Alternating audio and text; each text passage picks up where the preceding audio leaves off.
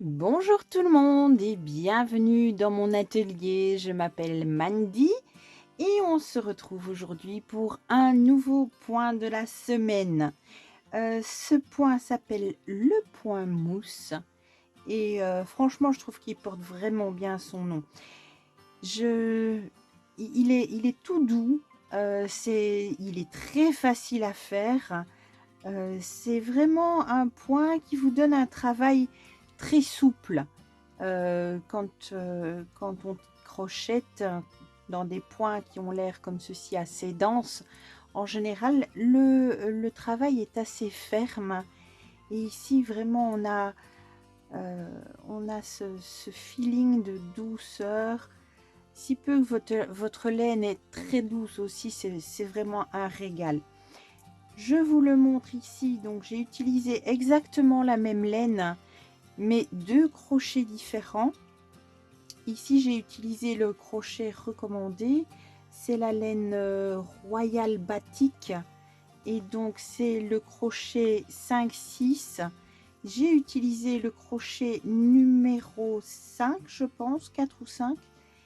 Et là, vous voyez que le travail est souple, mais quand même assez dense.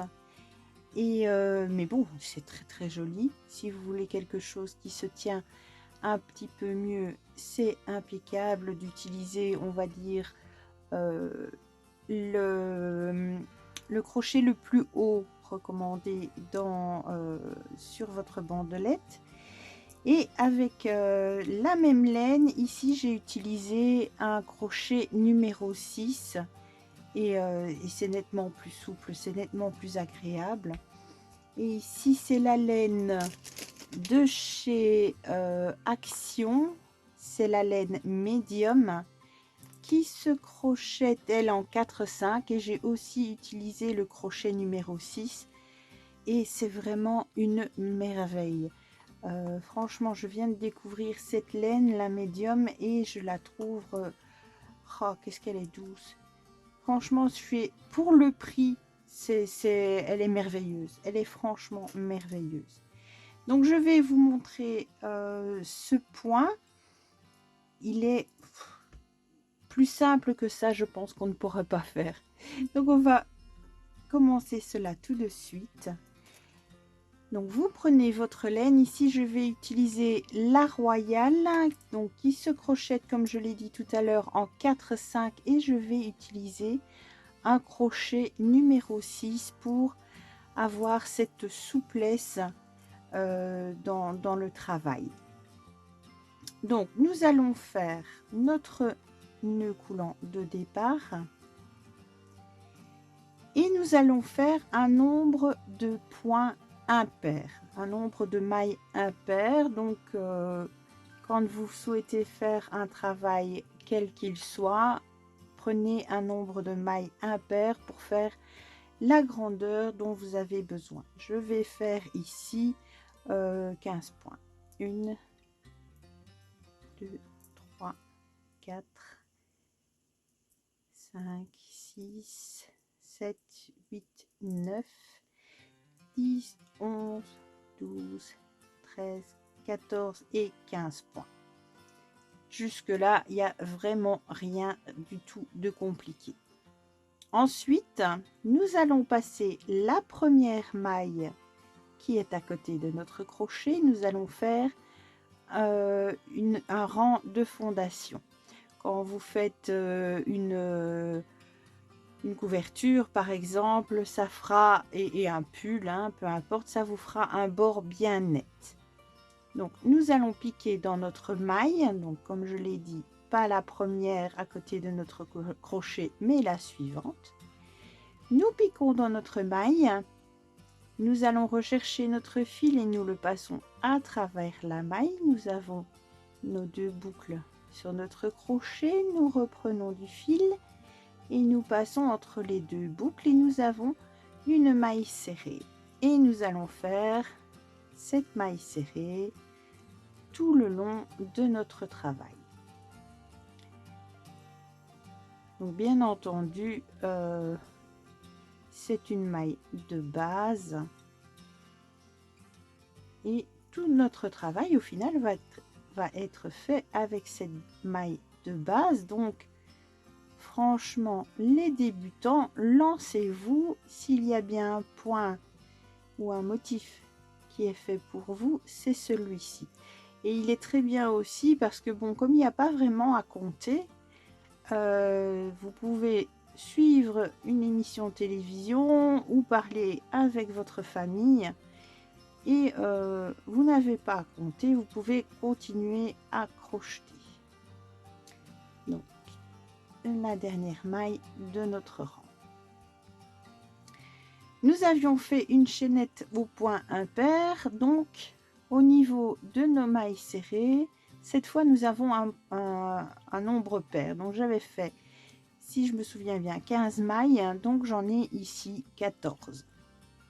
Nous allons retourner notre travail et faire une maille en l'air. Dans la toute première maille de notre rang, nous allons refaire une maille serrée. Ce rang sera le rang qui sera à répéter ensuite tout le long de notre travail. Donc, dans la première maille, une maille serrée. Nous faisons une maille en l'air. Nous passons une maille et dans la maille suivante, nous faisons une maille serrée. Ensuite, une maille en l'air. Nous passons une maille, dans la maille suivante, une maille serrée. Vous voyez une maille serrée, une maille en l'air, une maille serrée. Encore une fois, rien de compliqué. Une maille en l'air, on passe une maille serrée. Une maille en l'air, on passe une maille serrée. Et à la fin de notre rang, il nous reste une maille. Nous ne faisons pas de maille en l'air et nous faisons directement une maille serrée dans cette dernière maille. Donc voilà pour le rang que nous aurons à répéter. Une maille serrée, une maille en l'air, on passe une maille serrée. Ici, je retourne mon travail. Je refais à nouveau une maille en l'air. Dans la toute première maille de mon rang, je fais une maille serrée. Ensuite, je vais aller dans la maille en l'air que nous avons fait au rang précédent. Vous voyez, vous avez un espace. Dans cette maille en l'air, je vais venir faire une maille serrée, mais avant, je fais une maille en l'air. Et je viens faire ma maille serrée. Une maille en l'air. Je vais dans l'espace suivant, une maille serrée. Donc, c'est au final la même chose qu'au rang précédent. Je fais une maille serrée, une maille en l'air. Je passe une maille. Cette maille, vous pouvez la voir parce que c'est celle où vous voyez les deux jambes, je vais dire, de votre maille. Là où vous n'avez pas de jambes, vous venez faire votre maille serrée, une maille en l'air, je passe une maille serrée, une maille en l'air, je passe une maille serrée et dans la dernière maille du rang, je fais une maille serrée. Je tourne mon travail, une maille en l'air. Dans la toute première maille du rang, je fais une maille serrée suivie directement d'une maille en l'air. Je passe les jambes qui sont ici et je vais dans l'espace où je fais une maille serrée. Tout de suite après ma maille serrée, je fais une maille en l'air, je passe une maille dans l'espace, une maille serrée, une maille en l'air. Tout de suite après, je passe une maille serrée. Et vous voyez, c'est vraiment quelque chose qui va venir finalement une fois que vous avez pris l'habitude, ça va venir automatiquement. La dernière maille du rang, une maille serrée. On retourne, une maille en l'air, une maille serrée dans la première maille du rang, suivie par une maille en l'air. et on va dans l'espace suivant, une maille en l'air, on passe une maille serrée, une maille en l'air, on passe une maille serrée, une maille en l'air, on passe une maille serrée, une maille en l'air, on passe une maille serrée, une maille en l'air, on arrive déjà à la fin du rang où on fait une maille serrée suivie d'une deuxième maille serrée. Et vous voyez, cela s'enchaîne automatiquement et c'est vraiment simple. C'est vraiment un point ultra facile et agréable à faire quand on a par exemple travaillé quelques heures sur un travail beaucoup plus compliqué. C'est vraiment ici un travail relaxant. On n'a pas vraiment à réfléchir, les points s'enchaînent pour nous donner au final quand même quelque chose d'assez joli. Et vraiment, j'ai l'impression qu'un pull ou un gilet comme cela ou un plaid, ça doit être super confortable. J'ai bien envie d'essayer de me faire un pull ou un gilet d'ailleurs dans cette maille parce que vous n'avez même pas idée comment ça fait ressortir la douceur de la laine. Bien entendu, pour ça, il faut utiliser un crochet plus gros que ce qui est recommandé. Ça aère vraiment votre travail et ça vous donne un point hyper souple et super doux. C'est vraiment un travail agréable.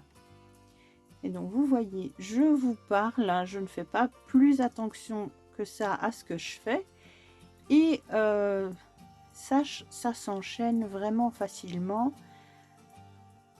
C'est pour ça que je dis que les débutants, bon bien sûr les débutants, vous allez devoir faire un petit peu plus attention à ce que vous faites, mais c'est vraiment un point qui est à la portée de tous. Donc voilà, en papotant avec vous, j'ai fait quelques rangs et comme vous pouvez le voir, je trouve vraiment que c'est un joli point, il est vraiment mignon et il a une certaine structure, je trouve quand même, hein. Pour un point aussi simple, je le trouve vraiment bien. Voilà, donc celui-ci a été fait donc avec la Royale et je vous ai montré donc avec la médium de chez Action et ici c'est la Royale Batik. Je pense qu'on peut vraiment le faire avec n'importe quelle laine, nous aurons toujours un résultat. Ce point m'épate, je n'ai rien d'autre à dire que ça, vraiment ce point m'épate, je viens de le découvrir et je pense que je vais bien le travailler celui-là.